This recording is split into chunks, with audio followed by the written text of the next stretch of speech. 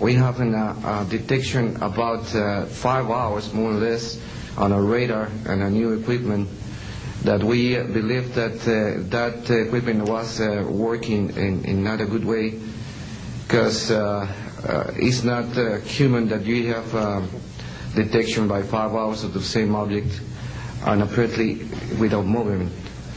Well, we concur with the technical persons of radar in our country that the radar system was working well, and it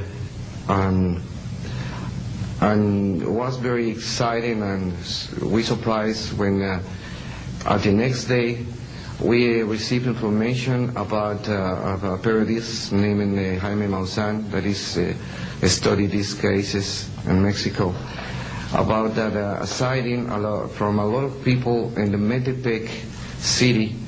There is another point located southeast of the Toluca airport, about a sighting of the big flying saucer, apparently 50 meters of diameter, then for a lot of people, and that let the trash something in the ground.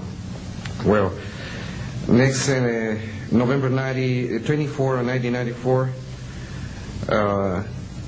we have on service officially our new radar system, and after that moment we have information very exactly about of these sightings at the same time with the pilots and detections. That's why I'm here, because we consider in my country that this is very dangerous. We have a lot of more cases, but I don't want to use more time in this.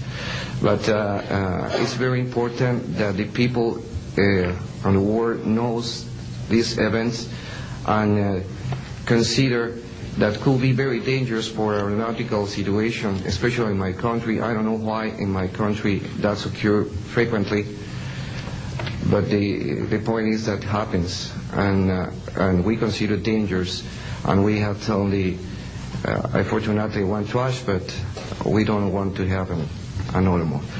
Thank you very much, and I'm sorry for my English.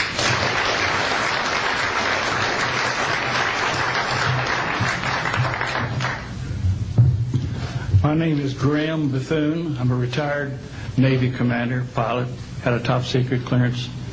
50 years ago, February the 10th, 1951, I was flying from Keflavik, Iceland to Argentia, Newfoundland.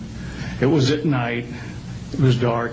About 300 miles outside of Argentia, I saw a glow on the water, like approaching the city at night. As we approached this glow, it turned to a monstrous circle of white lights on the water. We watched this for a while. The lights went out. There was nothing on the water. Next thing we saw was a yellow halo, small, much smaller than whatever it was launched from, and that was 15 miles away, up to our altitude. Because of the trajectory, I disengaged the autopilot, shoved the nose over to try to go under this thing. At that time, I heard a noise underneath. I thought maybe it hit us. It was actually some of the crew members ducking, and they collided, and a couple of them were injured. Then it appeared over to the right and moved out slowly and flew with us. It was still not at our altitude, but we could see the shape of it. It had a dome. We could see the coronal discharge. I went back aft to let the other pilot, Al Jones, take my seat to see what the passenger's reaction was. Came back to the cockpit, told him not to report anything, simply because what the psychiatrist had said to me, maybe they would lock us up. So basically, the instruments in the cockpit, we had 4 or 5 failures. In the area of magnetic compass, the electromagnetic effect, in the area of directional finders, and this type of thing. The craft was tracked by radar in excess of 1,800 miles an hour. It never did get to our altitude. We had 31 passengers, plus the psychiatrists and the crew members, that all cited this at different areas. When we landed at Argentia, Newfoundland, we were interrogated by the Air Force, an excellent interrogation, Captain Paulson. When we landed at the Naval Air Test Center here at Patuxent River, we were required by Navy intelligence to make out individual reports. Out of the National Archives, I have the 18-page official Navy and Air Force report. I've made up a report to straighten out all the truth. There's a stack of books out there this high that have written all of this up. So the truth is here. I will testify under oath before Congress that everything that I have said is true.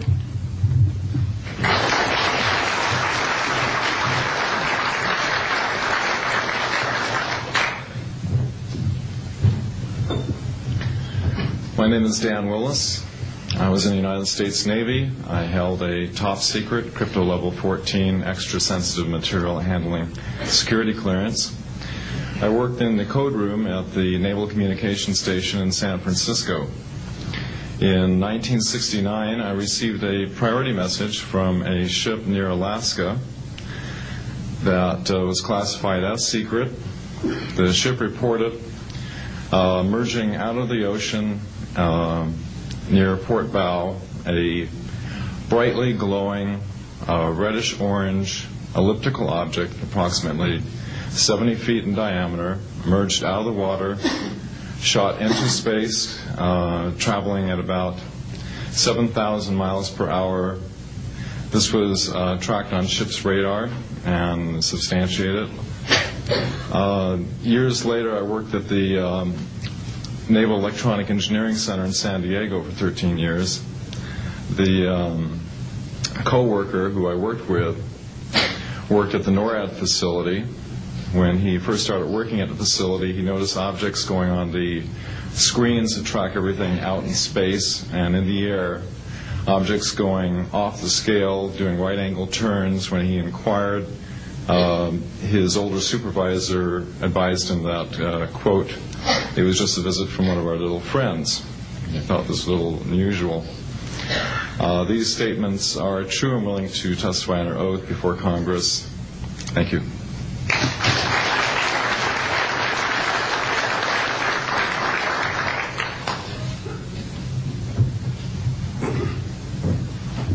My name is Don Phillips.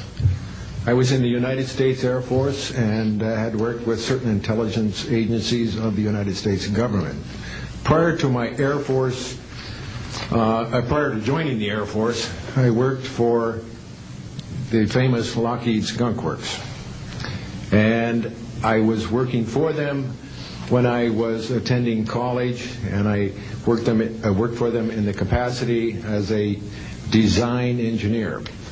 It was one of my proudest moments of my life to work with a man by the name of Kelly Johnson. A lot of you might be familiar with that.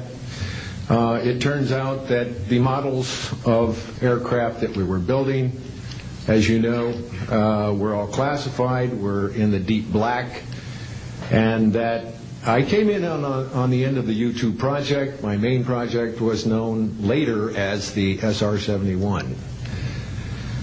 The SR-71 had a predecessor.